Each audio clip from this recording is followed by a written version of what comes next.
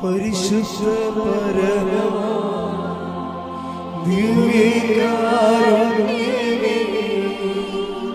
എന്നും അങ്ങേക്ക് ആരാധന. പരിശുദ്ധ പരമ ദിവ്യകാരുണ്യമേ,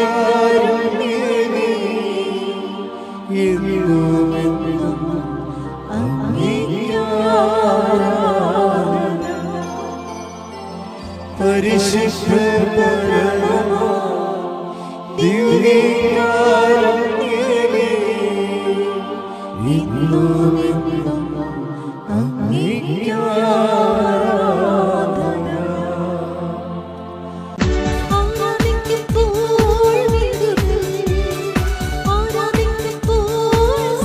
ഉച്ചത്തിൽ പാടാം. ആരാധിക്കുമ്പോൾ ആരാധിക്കുമ്പോൾ സമാധാന സന്തോഷം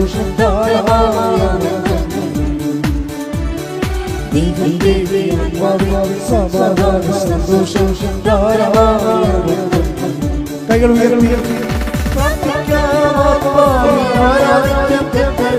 നല്ലവനവൻ അവൻ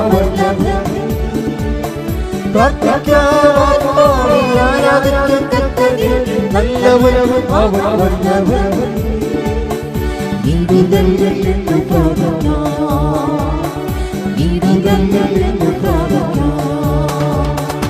ആരാധിക്കോ ആരാധിക്കോ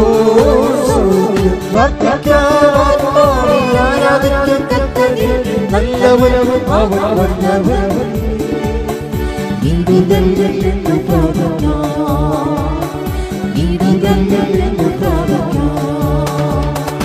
ആരാധിക്കോ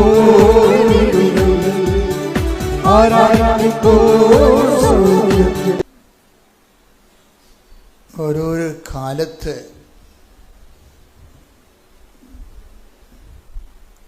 നമ്മുടെ ഓരോ വ്യത്യസ്തങ്ങളായ ജീവിത സാഹചര്യങ്ങളിലാണ്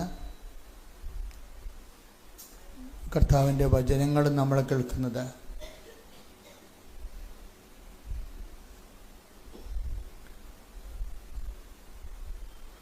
നമുക്കെല്ലാ കാലത്തും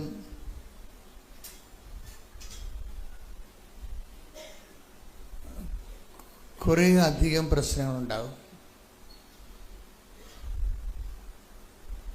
നമ്മൾ ദൈവത്തിൻ്റെ വരുമ്പോൾ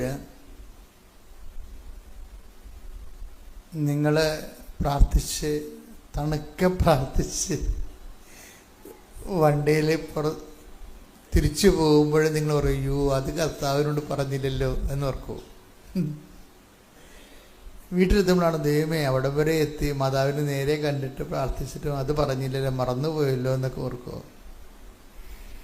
മനുഷ്യന്മാരൊരിക്കലും പ്രാർത്ഥിച്ച് തീരത്തില്ല അവരുടെ പ്രശ്നങ്ങൾ. മനുഷ്യന്മാരൊരിക്കലും അവരുടെ പ്രാർത്ഥനകൾ അവരുടെ വിഷയങ്ങൾ പ്രാർത്ഥിച്ച് തീരത്തില്ല.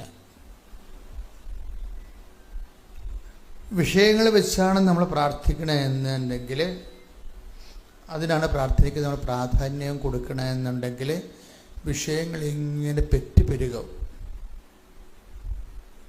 അപ്പം നമുക്ക് ഒരു ആധ്യാത്മിക ജീവിതം നമ്മുടെ വിഷയത്തെ അഡ്രസ്സ് ചെയ്തുകൊണ്ട് അധികകാലം മുന്നോട്ട് പോകാൻ പറ്റത്തില്ല.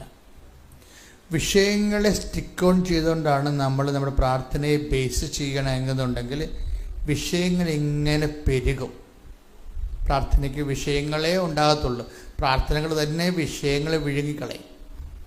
നമ്മുടെ പ്രാർത്ഥനകൾ നമ്മുടെ വിഷയങ്ങൾ വിഴുങ്ങുന്നുണ്ട്. ശരിക്കും നമ്മുടെ വിഷയങ്ങൾ നമ്മുടെ പ്രാർത്ഥനകളെ വിഴുങ്ങിയിട്ടുണ്ടെങ്കിൽ നമ്മൾ ദൈവത്തിൽ നിന്ന് പിന്നോട്ട് പോയിക്കൊണ്ടിരിക്കുക. എപ്പോഴും ശ്രദ്ധിക്കണം. കാര്യം വിഷയം ഒരു സബ്ജക്റ്റ് ഓറിയൻ്റഡ് ആയിട്ടൊരു ആധ്യാത്മികത അധികാരം മുന്നോട്ട് പോകാൻ പറ്റത്തില്ല. ഒരു ആധ്യാത്മിക ഇന്ധനം ദൈവസ്നേഹമാണ്, വിഷയസ്നേഹമല്ല. അതുകൊണ്ടാണ് ആധ്യാത്മിക ഇന്ധനം എന്ന് പറയുന്നത്. ഇന്ധനമില്ലാതെ ഒന്നും കത്തത്തില്ലല്ല. ജെറ്റ് വിമാനമായാലും വണ്ടിയായാലും കാറായാലും മുന്നോട്ട് പോകണമെങ്കിൽ പെട്രോൾ വേണം. ആധ്യാത്മിക ഇന്ധനം എന്ന് പറയുന്നത് എന്താണ്? നമ്മുടെ വിഷയങ്ങളാണ്. അല്ല, വിഷയങ്ങളൊരു ഇന്ധനമാക്കിയാൽ അധികകാലം മുന്നോട്ട് പോകത്തില്ല. കാര്യം പ്രധാനപ്പെട്ട കാരണങ്ങൾ പല വിഷയങ്ങളും ആപേക്ഷികമായതുകൊണ്ടാണ്. റിലേറ്റീവ്, നിങ്ങളുടെ ഇൻറ്റൻഷൻസ് റിലേറ്റീവ് ആണ്. റിലേറ്റീവ് എന്ന് പറയുന്നത് എന്താണ്? ഇൻറ്റൻഷൻസ് എന്ന് പറയുന്നത് എന്താണ്? നിയോഗം. റിലേറ്റീവ് എന്ന് പറയുന്നത് എന്താണ്? ആപേക്ഷികം. ഇന്ന് നിങ്ങൾ ആഗ്രഹിക്കുന്നത് അത് ശരിയാണെന്നാണ്. ചിലപ്പോഴേ കാലത്തിനൊരു കാലനാണ് എപ്പോഴും വില്ലനായിട്ട് പ്രവർത്തിക്കും. കാലം ഒരു വില്ലനായിട്ട് പ്രവർത്തിക്കും. കാലം മുന്നോട്ട് പോകും തോറും നിങ്ങൾ ഇന്ന് വെച്ചിരിക്കുന്ന വിഷയങ്ങൾ തന്നെ നിങ്ങൾക്ക് പണിയായിട്ട് വരും. ഇപ്പോൾ ഒരു കാലത്ത് എങ്ങനെയെങ്കിലും ഒരു അമേരിക്കൻ ടെക്കിയാകാൻ വേണ്ടി നിങ്ങൾ, എനിക്ക് വേറെ ഒന്നും കുഴപ്പമില്ല, എൻ്റെ ജീവൻ എടുത്തോളാൻ വേണ്ടി പറഞ്ഞുകൊണ്ട് നമ്മൾ അമേരിക്കൻ ടെക്കിയാകാൻ വേണ്ടി ആൾക്കാർ എന്തുമാത്രം പ്രൊഫഷണൽസാണ് അതിനുവേണ്ടി പഠിച്ചതും MCA തൊട്ട് അങ്ങോട്ടുള്ള ഡിഗ്രികളെല്ലാം കമ്പ്യൂട്ടറിൽ എടുത്തതും എല്ലാം അമേരിക്കൻ പ്രോജക്റ്റ് എടുത്ത് ചെയ്യണം. എന്നിട്ട് അവരുടെ കമ്പനി ബാംഗ്ലൂർ വർക്ക് ചെയ്യണം. അതിനുശേഷം ബാംഗ്ലൂർ വഴി ആസ്ട്രേലിയയിലോ അല്ലെങ്കിൽ ഇംഗ്ലണ്ടിലോ പോകണം. അവിടെ കമ്പനിയിൽ 10 കൊല്ലം വർക്ക് ചെയ്യണം. ആവശ്യത്തിന് കാശായിട്ട് ഒന്നെങ്കിലും അവിടെ താമസിക്കണം. അപ്പോൾ നമ്മളൊരു അപേക്ഷ വെക്കുകയാണ്. പക്ഷെ കഴിഞ്ഞ ദിവസങ്ങളിൽ ട്രംപ് ആപ്പടെ പ്രശ്നമുണ്ടാക്കി. അങ്ങനെയുള്ള വിസയ്ക്ക് അദ്ദേഹം 70% തീരുവ കൽപ്പിച്ചു. അമേരിക്കൻ ടെക്കി വിസയ്ക്ക് 75% തീരുവ, 78% തീരുവ. എന്ന് വെച്ചാൽ കിട്ടുന്ന കാശ് അവിടെ തന്നെ കൊടുത്തിട്ട് പോരേണ്ടി വരും. മനസ്സിലായില്ലേ?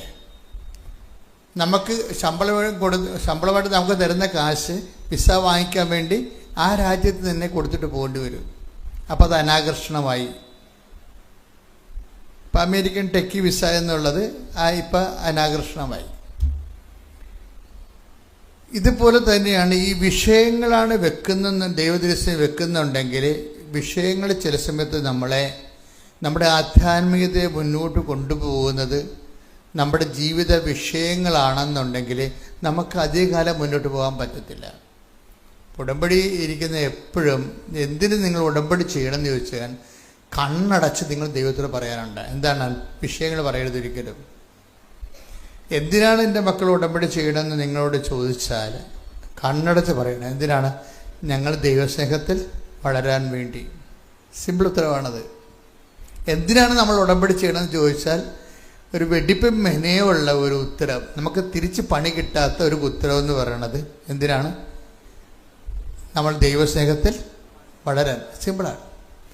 ഇനിയിപ്പോൾ പറയാൻ വേണ്ടി ഒരു ചോദ്യോത്തര കലാപരിപാടി അല്ലാതെ, പറയാൻ വേണ്ടി അല്ലാതെ ദൈവത്തിന് കൂടി തോന്നണം. അത് നമ്മൾ ഉടമ്പടി ജീവിക്കുന്നതിൻ്റെ കാരണം ദൈവസ്നേഹത്തെ വളരാനാണ്. നമ്മുടെ അൾട്ടിമേറ്റ് എയിം.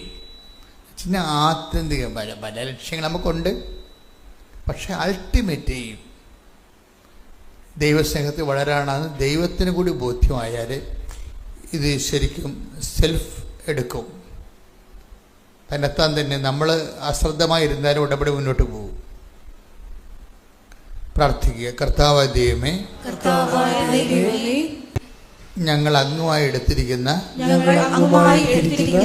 പരിശുദ്ധ അമ്മയിലുള്ള ഈ ഉടമ്പടി ജീവിതത്തിന്റെ ആത്യന്തിക ലക്ഷ്യം ദൈവസ്നേഹത്തില് വളരുകയും പുലരുകയും ചെയ്യുകയാണ്. ആ ഒരു ആന്തരിക ബോധ്യത്തിലേക്ക് ഞങ്ങളെ നയിക്കണമേ. ശ്രദ്ധിക്കട്ടെ. ഹല്ലേലൂയ. കഴിഞ്ഞ ദിവസങ്ങളിൽ ആർട്ടിക് ഏരിയ എന്ന് പറഞ്ഞാൽ അലർജി ഡിസീസ്. ആർട്ടിക് ഏരിയ ത്വക്കെല്ലാം ഇങ്ങനെ പൊടിഞ്ഞു വരണ എന്തോ രോഗം, സഹിക്കാൻ പറ്റാത്ത രോഗമാണ്. പക്ഷേ അവർ ഉടമ്പടി ചെയ്യാൻ വേണ്ടി വന്നപ്പോൾ അത് മറന്നുപോയി. അവരുടെ വേറെ കുറേ പ്രോബ്ലംസ് ഉണ്ടായ കാരണം അവർ ത്വക്ക് രോഗത്തിന് അനുഭവിക്കുന്ന ഈ പ്രയാസം മറന്നുപോയതാണോ, ഇനി അതൊക്കെ നടക്കുമോ ഇല്ലയോ എന്നൊക്കെ ഡൗട്ടുള്ളതുകൊണ്ട് എനിവേ അവരത് എഴുതിയില്ല. ലിയ കോഴിക്കോട് നമ്മൾ സാക്ഷി ഇന്നലെ പറഞ്ഞതാണ്. ഞാൻ ആ സാക്ഷ്യം ശ്രദ്ധിച്ചായിരുന്നു.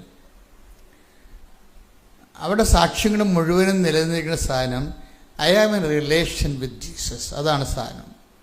ഇപ്പോഴത്തെ ഉടമ്പടി സാക്ഷ്യങ്ങളുടെ ലെവലിൽ കൂടിയിട്ടുണ്ട്. അവരുടെ സാക്ഷ്യങ്ങൾ മുഴുവനും അവർ പറഞ്ഞിങ്ങനെ വരുന്നത് മുഴുവൻ എന്താണ്? ഞാൻ കർത്താവുമായി ഒരു റിലേഷനിലാണ്.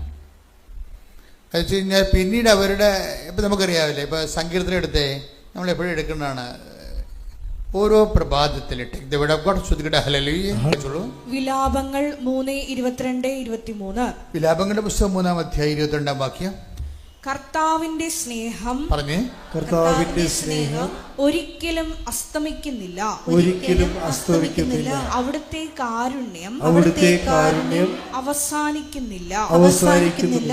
ഓരോ പ്രഭാതത്തിലും അത് പുതിയതാണ്, അവിടുത്തെ വിശ്വസ്തത ഉന്നതമാണ്.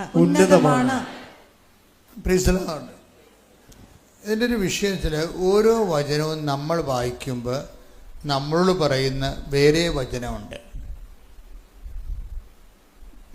വചനം വായിക്കുമ്പോൾ ഞാൻ എപ്പോഴും ഞങ്ങളോട് പറയുന്നത്, നിങ്ങൾ കുറച്ച് നേരം ശാന്തമായിരിക്കണമെന്ന് പറയും, അല്ലേ? എന്താ കാര്യം വെച്ചാൽ വചനം വായിക്കുന്നത് കേൾക്കാനും വേണ്ടിയാണ്. ഓരോ വചനവും നമ്മൾ വായിക്കുമ്പോൾ നമ്മളോട് പറയുന്ന വേറെ ഒരു വചനമുണ്ട്. ഇത് കേൾക്കണം, ഇതാണ് ദൈവം സംസാരിക്കുന്നത്. ഓരോ വചനവും നമ്മൾ വായിക്കുമ്പോൾ നമ്മളോട് പറയുന്ന വേറെ വചനമുണ്ട്. എന്താണ്? കർത്താവിൻ്റെ സ്നേഹം ഓരോ പ്രഭാതത്തിലും പുതിയതാണെന്ന് പറയുമ്പോൾ അതാണ് നമ്മൾ വായിക്കുന്ന വചനം. നമ്മളോട് പറയുന്ന വചനം എന്താണ്? അതുപോലെ നിങ്ങളും ഓരോ പ്രഭാതത്തിലും പുതിയ സ്നേഹത്താൽ ദൈവത്തെ സ്നേഹിക്കണം. വീട് ഇല്ലാത്ത അവസ്ഥ, കല്യാണം ഒക്കാത്ത അവസ്ഥ, മക്കൾ ഇല്ലാത്ത അവസ്ഥ, ഈ അവസ്ഥകളെല്ലാം അവിടെ കിടക്കട്ടെ. നിങ്ങളൊരു തീരുമാനം എടുക്കുക. എന്താണ്? ദൈവത്തെ ഞാൻ സ്നേഹിക്കാൻ തീരുമാനിച്ചിരിക്കുന്നു. അത് തീരുമാനിച്ചു കഴിഞ്ഞാൽ പുതിയ സ്നേഹമാണ് കേട്ടോ. എന്താണ് കാര്യം? നമുക്കൊരു ചാലഞ്ച് തന്നിരിക്കുകയാണ്. ഓരോ വചനവും നമ്മൾ കേൾക്കുമ്പോൾ നമ്മളോട് പറയുന്ന വേറെ ഒരു വചനമുണ്ട്. എന്താ മനസ്സിലായില്ലേ? ഓരോ വചനവും നമ്മൾ കേൾക്കുമ്പോൾ ദൈവം നമ്മളോട് പറയുന്ന വേറൊരു വചനമുണ്ട്. എന്താണ്? ഓരോ പ്രഭാതത്തിലും എനിക്ക് നിങ്ങളോടുള്ള സ്നേഹം പുതിയതാണെന്ന് പറയുമ്പോൾ അതിൻ്റെ നമ്മളോട് പറയുന്ന വചനം എന്താണ്? അതുപോലെ നമ്മളും ഓരോ ദിവസവും ദൈവത്തോട് പുതിയ സ്നേഹത്തിലാണ് വളരേണ്ടത്. കർത്താവിൻ്റെ വചനം, അതായത് ഈ ബൈബിളിൻ്റെ ഒരു പ്രത്യേകത എന്നറിയുമോ? ബൈബിള് ദൈവം ചോക്കായിട്ടാണ് ആൾക്കാർ ഉപയോഗിച്ചിരിക്കുന്നത്. അധ്യാപകൻ ഒരു ചോക്ക് കൊണ്ട് ഒരു ബോർഡിൽ ഇങ്ങനെ എഴുതുമ്പോൾ എഴുതുന്നത് അധ്യാപകനാണ്, ചോക്കാണ്? അധ്യാപകൻ ചോക്ക് കൊണ്ട് ഒരു ബോർഡ് എഴുതുമ്പോൾ എഴുതുന്നത് അധ്യാപകനാണ്, ചോക്കാണോ? ഇതുപോലൊരു പ്രശ്നമാണ് വചനത്തിലുള്ളത്. ഇൻസ്പിറേഷൻ്റെ പ്രശ്നം അതാണ്. എന്താണ്? എഴുതുന്നത് ദൈവം ഈ അധ്യാപകൻ ഈ ചോക്ക് കൊണ്ട് എഴുതുകയല്ലേ. അപ്പം ഈ എഴുത്തുകാരൻ എന്ന് പറയുന്നത്, ഇപ്പം പൗലോസ് എഴുതിയ ലേഖനം നമ്മൾ വായിക്കുന്നു, പൗലോസ് ചോക്ക് മാത്രമാണ്. അവിടുത്തെ അധ്യാപകൻ ആരാണ്? പരിശുദ്ധാത്മാവാണ് അധ്യാപകൻ. അപ്പോൾ പരിശുദ്ധാത്മാവ് ഒരാളെ എടുത്തുകൊണ്ട് ഉൽപ്പത്തി പുസ്തകം എഴുതിച്ച് മോസസിനെ കൊണ്ട് എഴുതിച്ചതാണ് അത്. അപ്പോൾ അവിടെ ചോക്ക് മോസസ് ആയിരുന്നു. ഇങ്ങനെ ഓരോരോ ഘട്ടം ഇങ്ങനെ ആൾക്കാരെ കൊണ്ട് എഴുതിക്കുമ്പോൾ എപ്പോഴും നമ്മൾ ശ്രദ്ധിക്കേണ്ട കാര്യം, കൊടിയ ദൈവസ്നേഹം ഉള്ളവരെ കൊണ്ടാണ് ദൈവം ഇതൊക്കെ എഴുതിച്ചിരിക്കുന്നത്. പരമാവധി ദൈവത്തിന് വേണ്ടി മാത്രം ജീവിക്കുന്ന ആൾക്കാരെ ഉപയോഗിച്ചാണ് ഈ സംഭവം എഴുതിച്ചിരിക്കുന്നത്. പക്ഷേ എഴുതുമ്പോൾ ഉണ്ടാകുന്ന വിഷയം എന്ന് വെച്ച് കഴിഞ്ഞാൽ, അവർക്ക് താങ്ങാൻ പറ്റാത്ത കാര്യങ്ങൾ തന്നെയാണ് ഇതിൻ്റെ അത് വരണത്. കാര്യം അവർക്ക് പോലും അത് മനസ്സിലായി കാണത്തില്ല. ഇപ്പോൾ ഈ സങ്കീർത്തനം എഴുതിയിരിക്കുന്നത് പകുതി മുക്കാലും ദാവീദാ. അപ്പോൾ എഴുതുമ്പോൾ എന്താ പറയണത്? ഓരോ പ്രഭാതത്തിലും അവിടുന്ന് നമ്മളോടുള്ള സ്നേഹം, അവിടുത്തെ സ്നേഹം പുതിയതാണെന്ന് പറയണം. ഇപ്പം എന്താ നമ്മുടെ ലക്ഷ്യം? നമ്മൾ ഇത് വായിക്കുമ്പോൾ നമുക്കെന്താണ് നമ്മളോട് പറയുന്ന വാക്ക്? അതുപോലെ ദൈവവൈതരെ നീയും നിൻ്റെ ജീവിതവും ഓരോ പ്രഭാതത്തിലും ദൈവത്തോടുള്ള നിൻ്റെ സ്നേഹം പുതിയതായിരിക്കണം. ഒരു പുതിയ കോൺട്രിബ്യൂഷൻ എൻ്റെ അകത്ത് ഉണ്ടാകണം. ഇപ്പോൾ ഒരു പ്രാർത്ഥന കേട്ടില്ലെന്ന് വിചാരിച്ചോ? ഒരു പ്രാർത്ഥന കേട്ടില്ല.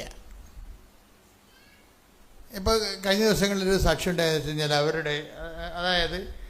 അവരുടെ എക്സ്റേ എടുത്തപ്പോൾ അതിൻ്റെ അകത്ത് കാൽസിഫിക്കേഷൻ, അത് ഇവർ തന്നെയാണ്, ലിയയുടെ സാക്ഷ്യം തന്നെയാണ്. ലിയയുടെ എക്സ്റേയിൽ അവർക്ക് വിസ ബ്ലോക്ക് ചെയ്യണ രീതിയിൽ അവരുടെ ഫിസിക്കൽ ടെസ്റ്റ് നടത്തിയപ്പോൾ അവരുടെ നെഞ്ചിൽ എന്താണ് കാൽസിഫിക്കേഷൻ എന്ന് പറയുന്നത്? നമ്മുടെ കാൽഷ്യത്തിൻ്റെ തോത് കൂടുതലാണ്. അപ്പോൾ സൗദിയിലൊക്കെ ഒന്നും അവരെടുക്കത്തില്ല. അപ്പോൾ കാഷിഫിക്കേഷൻ കൂടിയ കാരണം വിസ റിജക്റ്റ് ആകാൻ സാധ്യതയുണ്ട്. അപ്പം അതുകൊണ്ട് തന്നെ മെഡിക്കൽ ടെസ്റ്റിൽ അവർക്ക് അപ്രൂവ് ആകത്തില്ല. പക്ഷേ ഈ വിഷയം എന്ന് വെച്ചാൽ നമ്മളെ സംബന്ധിച്ചിടത്തോളം നമ്മുടെ ജീവിതത്തിൽ സംഭവിച്ചിരിക്കുന്നത് നെഗറ്റീവായിട്ടാണ് സംഭവിച്ചിരിക്കുന്നത്, അല്ലേ? പക്ഷേ ഇവൾ മുൻതൂക്കം കൊടുക്കുന്നത് എന്തിനാണ്? ലിയ എന്ന് പറയുന്ന ലേഡി മുൻതൂക്കം കൊടുക്കുന്നത് എന്തിനാണ്? ഞാനും കർത്താവുമായിട്ട് ഒരു റിലേഷനിലാണ്. ഇതാണ് വിഷയം. അതായത് ഞാൻ കർത്താവിനെ പറഞ്ഞു, കർത്താവേ ഇതുകൊണ്ടൊന്നും ഞാൻ കരയത്തില്ല. അതായത് ഞാൻ ഇൻ കേസ് കരയുമെങ്കിൽ അത് മനുഷ്യന്മാരുടെ മുമ്പ് ഞാൻ കരയത്തില്ല. എന്താ കാര്യം? ഞാൻ നിൻ്റെ മുമ്പ് മാത്രമേ കരയത്തുള്ളൂ. റിലേഷൻസിലുള്ള ആൾക്കാർ അങ്ങനെയാണ് ചെയ്യണത്. അതായത് നമ്മൾക്ക് ഈ മനുഷ്യന്മാരുമായിട്ടുള്ള റിലേഷൻസ് ഉണ്ടാവുമല്ലോ, അത് തന്നെ വലിയ കാര്യങ്ങൾ തന്നെയാണത്. പക്ഷേ ദൈവമായിട്ടെന്ന് വെച്ച് കഴിഞ്ഞാൽ ഉണ്ടാകുന്നൊരു വിഷയം, ഈ മനുഷ്യന്മാരുടെ റിലേഷൻസിൻ്റെ കാലാവസ്ഥകൾ ഇങ്ങനെ മാറിയും മറിഞ്ഞുമിരിക്കും. ഇന്ന് നിങ്ങൾ നല്ലപ്പോൾ ഇരിക്കുമ്പോൾ ആൾക്കാരുമായിട്ടുണ്ടാകുന്ന ഇന്നത്തെ വൈബ് അടുത്ത കൊല്ലം ഉണ്ടാകത്തില്ല. ഒരു കുഴപ്പമില്ല, ഉണ്ടാകത്തില്ല. അത് കുഴപ്പമില്ല, സ്വാഭാവികമായി നമ്മൾ പ്രതീക്ഷിച്ചാൽ മതി. നിങ്ങൾക്ക് ഈ മണ്ടത്തരം കാണിക്കണം, നിങ്ങൾ ഓവർ ഇമ്പോർട്ടൻസ് കൊടുത്തിട്ടാണ്. ഞങ്ങളപ്പോഴും ഓവർ ഇമ്പോർട്ടൻസ് കൊടുക്കത്തില്ല ഒരിക്കലും. കാര്യം എന്താണ്? We know it. ഇതിൽ ഫ്ലക്ച്വേഷൻ ഉള്ളതാണെന്നുള്ള അറിയാം. ഇത് അടുത്ത മാസം ഈ വൈബ് ഉണ്ടാകത്തില്ലെന്നറിയാം. അതുകൊണ്ട് നമ്മളവിടെ ഇൻവെസ്റ്റ് ചെയ്യത്തില്ല. നിങ്ങൾ പൊട്ടം മനുഷ്യരെ കൊണ്ട് ഇൻവെസ്റ്റ് ചെയ്യുക. അവിടെ ലൈഫ് കൊടുക്കും, പൈസ കൊടുക്കും. അതുപോലെ തന്നെ നിങ്ങൾ ഇല്ലാത്തതൊക്കെ അവരോട് കമ്മിറ്റ് ചെയ്യും. ഒരാവശ്യമില്ല. ദൈവത്തിനെ മാറ്റി നിർത്തിക്കൊണ്ട് ദൈവവുമായിട്ട് റിലേഷനുള്ള ആൾക്കാർ എപ്പോഴും ഉണ്ടാകുന്നൊരു ഗുണം എന്തറിയാവോ? ഈ പരിശുദ്ധാത്മാവെന്ന് പറഞ്ഞ ഈ ഓപ്ഷൻ വെച്ചിരിക്കുന്നത് എന്തിനാണ്? ദൈവവുമായിട്ട് റിലേഷൻ ഉള്ളവരെ സഹായിക്കുക എന്നുള്ള ഉദ്ദേശം തന്നെയാണ് എൻ്റെ അടുത്തുള്ളത് ഒരു ഉദ്ദേശം. അപ്പം നമ്മൾ ദൈവവുമായിട്ടൊരു റിലേഷൻ എന്ന് പറയുമ്പോൾ തന്നെ ദൈവത്തെ നിരക്കാത്ത മറ്റ് റിലേഷൻസ് എല്ലാം ബ്ലോക്ക് ചെയ്ത് കളയണം നമ്മൾ. അതാണ് ഞാൻ പറഞ്ഞതിൻ്റെ അർത്ഥം. അല്ല, ഞാൻ മനുഷ്യന്മാർക്ക് ബന്ധത്തിന് പ്രാധാന്യം കൊടുക്കുന്നില്ലെന്ന് നിങ്ങൾ ധരിക്കരുത്. മനുഷ്യന്മാരുടെ ബന്ധത്തിന് ഞാൻ പ്രാധാന്യം കൊടുക്കണില്ലെന്ന് ധരിക്കരുത്. അങ്ങനെ പ്രാധാന്യം കൊടുക്കാതിരിക്കുമെങ്കിൽ ഞാൻ 24 മണിക്കൂർ നിങ്ങളുടെ കൂടെ നിൽക്കുക. അപ്പോൾ മനുഷ്യന്മാർ അവിടെ കണ്ണീര്, അവിടെ പ്രയാസത്തിനും പ്രാധാന്യം കൊടുക്കുന്നുണ്ട്. പക്ഷെ ഒരു പ്രോബ്ലം എപ്പോഴും വരണമെന്ന് വെച്ച് കഴിഞ്ഞാൽ റിലേഷൻ ഇപ്പം ലിയ പറയുന്നതിൻ്റെ കാരണം വെച്ച് കഴിഞ്ഞാൽ ദൈവവുമായിട്ട് റിലേഷൻ ആയിക്കഴിഞ്ഞാൽ മറ്റ് റിലേഷൻസിനൊക്കെ താരതമ്യേന വെയിറ്റേജ് കുറവായിരിക്കും. നമുക്ക് വരുന്നൊരു അബദ്ധം, ദൈവവുമായിട്ട് റിലേഷൻ ഉണ്ടാകും, അതിനേക്കാൾ വലിയ റിലേഷനായിരിക്കും മനുഷ്യനുമായിട്ട് ഉണ്ടാകുന്നത്. ഇത് ബാലൻസ് ചെയ്യത്തില്ല. അത് ദൈവം ഉദ്ദേശിക്കണില്ല. അതുകൊണ്ടാണ് പറയണത്, നിന്റെ കർത്താവ് ദൈവം ഞാനാകുന്നു, ഞാനല്ലാതെ മറ്റൊരു ദൈവം, വേറെ ദൈവം. ശ്രുതികടെ ഹല്ലേലൂയ 23 വെളിപ്പാട് 23 ശ്രുതികടെ ഹല്ലേലൂയ.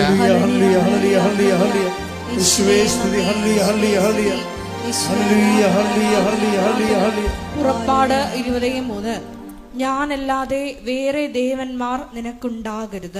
ഞാനല്ലാതെ പറഞ്ഞേ, വേറെ ദേവന്മാർ നിനക്കുണ്ടാവരുത്. ഉടമ്പടിയിൽ അപ്പം നിങ്ങൾ ഓർക്കും വേറെ ദൈവസങ്കല്പങ്ങളൊക്കെ മനുഷ്യന്മാർക്കുണ്ടല്ലോ, അതിനെക്കുറിച്ചല്ല ജോസഫച്ചൻ സംസാരിക്കുന്നത്. വേറെ ദൈവം എന്ന് പറയുന്ന സംഭവം ഇത് അതർ ഗോഡ് ഒരു ഭയങ്കര സീരിയസ് വിഷയമാണ്. ദൈവത്തിൻ്റെ സ്ഥാനം ആർക്ക് കൊടുക്കുന്നുവോ അത് അതർ ഗോഡായി മാറും ഉടനെ. അങ്ങനെ ഉണ്ടോ നോക്കണം നിങ്ങൾ. ഇപ്പം നിങ്ങൾ ഞായറാഴ്ച പള്ളിയിൽ പോകണില്ല എന്ന് കഴിഞ്ഞ ആഴ്ചയിൽ ഞാൻ പറഞ്ഞില്ലേ, ചൊവ്വാഴ്ച ധ്യാനത്തിൽ ഞായറാഴ്ച ഞാൻ പള്ളിയിൽ പോയില്ല. എന്താ കാര്യം? കാർ വർക്ക്ഷോപ്പിലാണെന്ന് പറഞ്ഞാൽ തീർന്നില്ലേ? It's over. അതർ ഗോഡായപ്പം തന്നെ നിങ്ങൾക്ക് ഞായറാഴ്ച പള്ളി കണ്ടില്ലല്ലോ എന്ന് ചോദിക്കുമ്പോൾ ഉടനെ പറയാം, അയ്യോ ഇത് കാറ് വണ്ടി വർക്ക്ഷോപ്പിലായി പോയി. അപ്പോൾ വണ്ടി വർക്ക്ഷോപ്പിലായി കഴിഞ്ഞാൽ നിങ്ങളുടെ ആധ്യാത്മിക ജീവിതം വർക്ക്ഷോപ്പിലാവുക. അവിടെയാണ് പ്രോബ്ലം. ഇത് ചിന്തിക്കണം മക്കളെ. ഇതാണ് വേറെ ദൈവം എന്ന് പറഞ്ഞു, ഞാനല്ലാതെ വേറെ. അപ്പം ആ കാറ് ഒരു ദൈവമായിട്ട് പ്രവർത്തിച്ചവിടെ. എന്താ കാര്യം? ദൈവത്തേക്കാൾ പ്രാധാന്യം വണ്ടിക്ക് കിട്ടിയിരിക്കുന്നത്. ഇത് നിങ്ങൾ ഈ പ്രയോറിറ്റി ഓഫ് വാല്യൂ ശരിക്കും നോക്കണം. എന്താ കാര്യം? റിലേഷൻ എന്ന് പറയുന്ന ലിയ പറഞ്ഞ സബ്ജക്റ്റ് ഇല്ലേ, എന്താ പറഞ്ഞ റിലേഷൻ എന്ന് പറയുമ്പോൾ ആ റിലേഷൻ ശരിക്കും സിഗ്നിച്ചർ ആകണത് ആ ഒരു എന്താണ്, അതിനൊരു ഒപ്പ് കിട്ടുന്ന എപ്പോഴാണ്? മറ്റ് റിലേഷൻസ് ഫെയിലാകുമ്പോഴാണ്.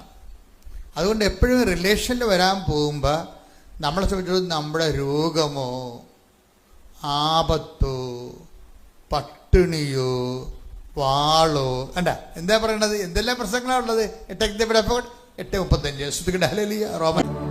റോമ 8:35 ക്രിസ്തുവിന്റെ സ്നേഹത്തിൽ നിന്ന് പറഞ്ഞേ, ക്രിസ്തുവിന്റെ സ്നേഹത്തിൽ നിന്ന് ആര് നമ്മെ വേർപെടുത്തും? ആര് നമ്മെ വേർപെടുത്തും? ക്ലേശമോ, ക്ലേശമോ, ദുരിതമോ, ദുരിതമോ, പീഡനമോ, പീഡനമോ, പട്ടിണിയോ, പട്ടിണിയോ, നഗ്നതയോ, നഗ്നതയോ, ആപത്തോ, ആപത്തോ, വാളോ, വാളോ.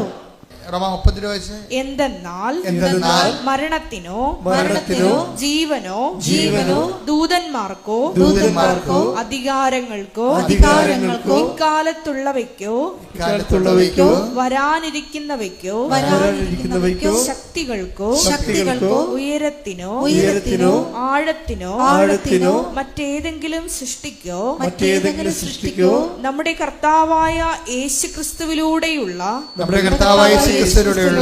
ദൈവസ്നേഹത്തിൽ നിന്ന് നമ്മെ വേർപെടുത്താൻ കഴിയുകയില്ല എന്ന് എനിക്ക് ഉറപ്പുണ്ട്. എന്റെ പ്രോബ്ലം പൗലോസപ്പത്തിന് ഉറപ്പുണ്ട്, ജോസഫത്തിന് ഉറപ്പുണ്ടോ, നിങ്ങൾക്ക് ഉറപ്പുണ്ടോ എന്നാണ് ബൈബിൾ ചോദിക്കുന്നത്. ഒരു വചനം നമ്മളോട് പറയുമ്പോൾ, നമ്മൾ വായിക്കുമ്പോൾ നമ്മൾ പറയുന്ന മറ്റു വചനങ്ങളുണ്ട്. വചനം വായിക്കുമ്പോൾ ശ്രദ്ധിക്കേണ്ട ഇതാണ്. എന്താണ്? ഒരു വചനം നമ്മൾ വായിക്കുമ്പോൾ നമ്മളോട് പറയുന്ന വേറെ വചനമുണ്ട്. അതെന്താണ്? ഒന്നിനു വായിച്ച് 8:38 റോമ ശ്രുതികട ഹല്ലേലൂയ. എന്തെന്നാൽ മരണത്തിനോ, ജീവനോ, ദൂതന്മാർക്കോ, അധികാരങ്ങൾക്കോ, ഇക്കാലത്തുള്ളവയ്ക്കോ, വരാനിരിക്കുന്നവയ്ക്കോ, ശക്തികൾക്കോ, ഉയരത്തിനോ, ആഴത്തിനോ, മറ്റേതെങ്കിലും സൃഷ്ടിക്കോ, നമ്മുടെ കർത്താവായ യേശുക്രിസ്തുവിലൂടെയുള്ള ദൈവസ്നേഹത്തിൽ നിന്ന് നമ്മെ വേർപെടുത്താൻ കഴിയുകയില്ല എന്ന് എനിക്ക് ഉറപ്പുണ്ട്. അപ്പൊ മറ്റേതെങ്കിലും സൃഷ്ടികൾക്കൊന്നും സംഭവമില്ല. അപ്പൊ നിങ്ങള് ഇപ്പൊ ഒരു മനുഷ്യന്മാരുടെ റിലേഷൻ ഇല്ലേ, ലവ് അഫെയർ ഉള്ള ആൾക്കാരുണ്ട്, അതൊരു സൃഷ്ടിയാണല്ലോ. ലവ് അഫെയർ ഉള്ള ആൾക്കാരുണ്ടാവും, അതൊരു സൃഷ്ടിയാണ്. ഈ സൃഷ്ടികൾക്ക് അങ്ങനെ ഒരു അഫെയറിലിരിക്കുന്ന ആൾക്കാർക്ക് അത് ശരിക്കും പറഞ്ഞാൽ ഒരു പരീക്ഷണ ഘട്ടത്തിലാണ്. എന്താ കാര്യം? ഈ അഫെയർ വന്നു കഴിഞ്ഞാൽ തലക്ക് ഭ്രാന്ത് പിടിക്കില്ല. ഭ്രാന്ത് പിടിക്കുന്ന ആൾക്കാർക്ക് ആ ഭ്രാന്തിൻ്റെ ഇടയ്ക്ക് ദൈവത്തെ നഷ്ടപ്പെട്ടിരിക്കും. Very simple, very simple. അതുകൊണ്ടാണ് മറ്റേതെങ്കിലും സൃഷ്ടികൾക്കോ എന്ന് പുറത്ത് എഴുതി വെച്ചിരിക്കണം. എൻ്റെ അകത്ത് മറ്റേതെങ്കിലും സൃഷ്ടികൾക്കോ വേർപെടുത്താൻ കഴിയുകയില്ലെന്ന് എനിക്ക് ഉറപ്പുണ്ടെന്ന്. ആർക്ക്? പൗലോസിന് മാത്രം ഉറപ്പുണ്ടായാൽ പോരാ, നമുക്ക് എല്ലാവർക്കും ഉറപ്പുണ്ടാകണം. എന്താണ്? ഒരു സൃഷ്ടികൾക്കും കർത്താവിന്റെ സ്നേഹത്തിൽ നിന്ന് എന്നെ പിന്തിരിക്കാൻ കഴിയത്തില്ലെന്ന്. കൈയടിക്കേണ്ട ശ്രുതികൾ പരിശുദ്ധ പരമദിവ്യകാരുണ്യത്തിന് ഞാൻ കർത്താവുമായിട്ട് റിലേഷനിലാണ് എന്ന് പറയുന്ന ഈ ലേഡി സാക്ഷ്യം അവസാനിപ്പിക്കുന്നത് എന്തറിയാവോ? ഞാൻ നിയോഗത്തെക്കുറിച്ച്, ഞാൻ വെച്ച നിയോഗത്തെക്കുറിച്ച് കർത്താവിനോട് വീണ്ടും സംസാരിച്ചിട്ടില്ലെന്നാണ്. മനുഷ്യന്മാരിങ്ങനെ ഉടമ്പടി വളർന്ന് വരികയാണ്. പുതിയ ആധ്യാത്മിക പുതിയ കാലം. ഇന്നലെ അലക്സൻ ഒരു സാക്ഷ്യം അനലൈസ് ചെയ്ത് പരസ്യം പറഞ്ഞു, ഉടമ്പടി പുതിയ കാലത്തിൻ്റെ പുതിയ പ്രാർത്ഥനയാണെന്ന്. അത് കറക്റ്റാണ്. ഉടമ്പടി ഒരു കാലഘട്ടത്തെ കുറിക്കുകയാണ്, ഇപ്പോൾ പുതിയ കാലത്തിനെ. ഇവരെന്താ പറയണത്? ഞാൻ ഉടമ്പടി ചെയ്തതിന് ശേഷം പിന്നീട് ഒരിക്കലും എൻ്റെ നിയോഗവുമായി കർത്താവിൻ്റെ അടുത്ത് ഡിസ്കസ് ചെയ്തിട്ടില്ലെന്നാണ്. Once and for it is dumped. അത് ഞാൻ കർത്താവിൻ്റെ തിരുസന്നിധിയിൽ വളരെ വിശ്വാസപൂർവ്വം, ഈ ദൈവസ്നേഹം ഉള്ളവർക്ക് ഉണ്ടെന്ന് വെച്ച് കഴിഞ്ഞാൽ ശരണം കൂടുതലായിരിക്കും. പറഞ്ഞ മനസ്സിലാകണ്ട? ദൈവസ്നേഹം കൊടുക്കി കഴിഞ്ഞാൽ എന്ത് പറ്റും? ശരണം കൂടും. നിങ്ങൾക്കറിയാമല്ലോ ഈ സമർപ്പണവും, നമ്മൾ സമർപ്പണ പ്രാർത്ഥന കേട്ടിട്ടില്ലേ അല്ലേ? സമർപ്പണം ശരിക്കും പറഞ്ഞാൽ എവിടുന്ന് അതിൻ്റെ വേര് എവിടെയാണെന്ന് അറിയാവോ? സമർപ്പണ പ്രാർത്ഥനയുടെ വേര് കിടക്കുന്നത് യാചനാ പ്രാർത്ഥനയിലാണ്.